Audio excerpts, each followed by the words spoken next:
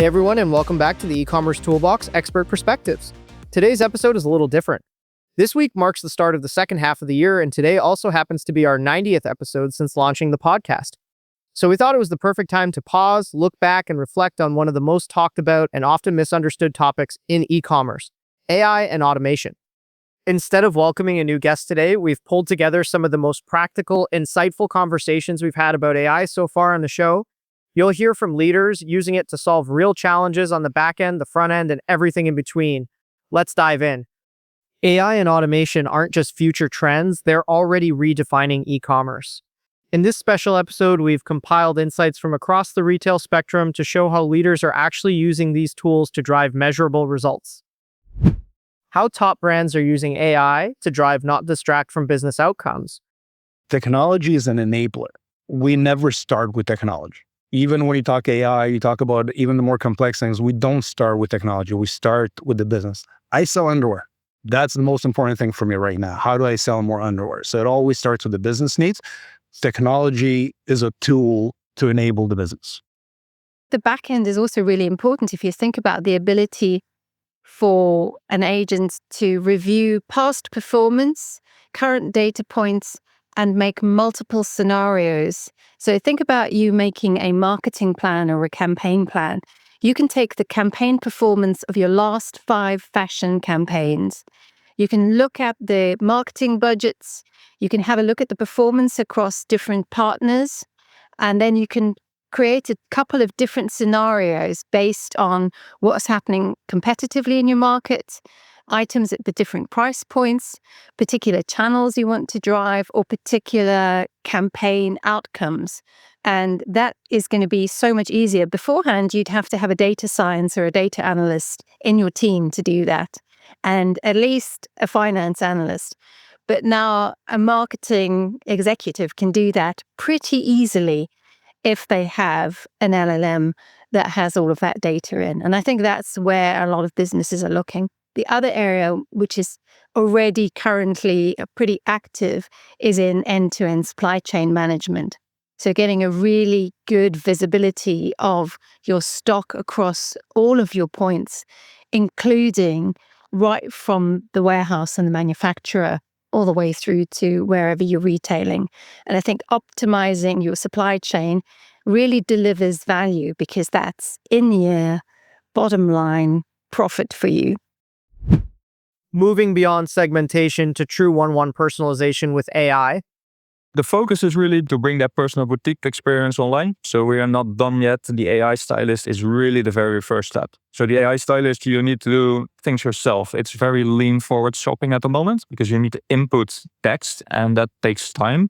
And the next step will be to offer a more lean back experience. And that is to bring outfit recommendations or outfit inspiration automatically. So based on your engagement with our platform, things you like, things you purchase, things that are in your wish list, we use generative AI to actually determine your style or determine the most popular occasion you're shopping items for. We use that to create a customer preference, basically. And based on that, we can inspire you with outfits again, but then fully automatically. So we use AI mostly to personalize the customer experience. So making sure that each customer who lands on the website or receives our communication can have the best quality or the most relevant interaction for him or herself. So the Walking Society is our community. It's not just loyalty program. It really reflects camper philosophy, camper values, creativity, and of course our roots to the Mediterranean. We decided, discussing with the CEO 3 years ago, we decided to heavily invest in our CRM and also to give a name that can really represent our community, and that's how we ended up with the Walking Society. Again, I think it's quite different from other loyalty programs because we don't give points. You barely get I think you get something back from the brand because most of our latest release and special products and so on are exclusive for the community. But more than being, this type of points program, it's really a space where we want to engage with our consumers. We live this Walking Society. We keep it for storytelling, for kind of a cultural exchange with our consumer. Automation for savings, scalability, and smarter execution. I don't think a lot of how to use it. I'm thinking I'm a power user by now. to the point that I'm pushing code to production without touching the code, which is absolutely crazy. Yesterday, I managed to connect to Linear, which is the tool we use for tracking. Told the AI pick up the most prioritized item from the list. It started doing it, all good, push a pull request, the team reviewed. An AI code review actually did a more thorough review, but didn't find anything in this case, and we push.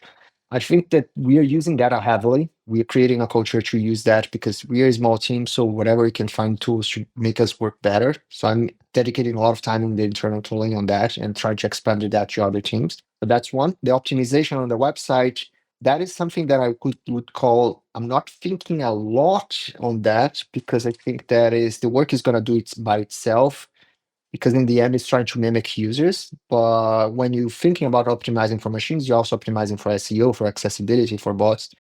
There's a really great experience you have when you walk in store where you're greeted, you're asked about how your day is going, you're asked about what you're looking for today and why. You're not just walking into a store and picking a shoe off a wall, right? You're walking into the store and you're saying, hey, I'm going for a hike this weekend. Oh, that's great. What mountain? Oh, Bear Mountain. Oh, awesome. The weather's supposed to be awesome this weekend. Today, when you're in an e-commerce or digital experience, you get all the shoes. It is your job as the consumer to find your path to this single shoe.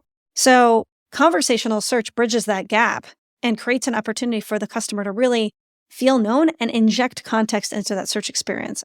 You've got order management solutions that are building natural language querying solutions on top of these systems, where in real time you can just say, what were my split shipments year over year this month versus last month, versus going through the week or two process of trying to figure out what the problem is, or an interface or a dashboard that's actually going to just surface anomalies based on year over year changes that weren't anticipated or against budget.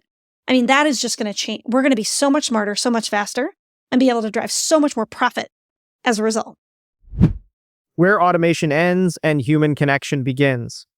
But I don't see a world in which Tire Agent replaces our agents with AI. I like the personal connection that we get, but customers still want to talk to somebody. Whenever I hear all these e-com companies saying, oh, they're replacing agents with AI bots, it's like, what are you doing? People are chatting into a chat bot because they want to talk to somebody, not because they want to talk to a robot, and not because they want to talk to an AI person that's pretending to be a person. They want to talk to somebody because they want to know that they're being heard. Our people are taught to not rush a customer. We want people to have a really good experience because we don't want them to have buyer's remorse. We don't want someone to drop several hundreds of dollars, and in some cases over $1,000, $2,000, whatever it may be, and be like, oh crap, I just bought the wrong tire. We want people to go into it saying, okay, I feel really good about this purchase. So we train our team members in the stores on this philosophy we call GURA. Basically, you greet the customer, understand their needs, recommend products that you think are best for them, and then ask if you can kind of close the sale and help them get out the door kind of thing. And so we have a tool, most of our team members in the store wear a headset that's powered by this Hey GURA functionality. They can ask it all sorts of questions, everything from like, hey, the customer's asking for a recommendation on a gun safe or a lawnmower, and it will help make kind of interactive questions that you could ask the customer and then eventually narrow down to the type of item you're looking for. It can even help with things like scheduling or internal management tools for the team members. So if the customer's asking for recommendations on dog food for a pet that has certain medications, they can now query kind of our AI functionality, which will do a lot of research on their behalf and allow them to answer quickly for the customer which products meet their needs. The biggest takeaway, AI doesn't replace your strategy, it enables it. The most successful e-commerce teams aren't chasing AI, they're using it intentionally to scale what already works. The Ecommerce Toolbox Expert Perspectives is brought to you by Noibu. To find out more about Noibu and how we can help you debug your e-commerce site and rocket your revenue, visit www.noibu.com. That's noibu.com. And then make sure to search for the Ecommerce Toolbox Expert Perspectives on Apple Podcasts, Spotify, Google Podcasts, or anywhere else podcasts are found, and click subscribe so you don't miss out on any future episodes. On behalf of the team here at Noibu, thanks for listening.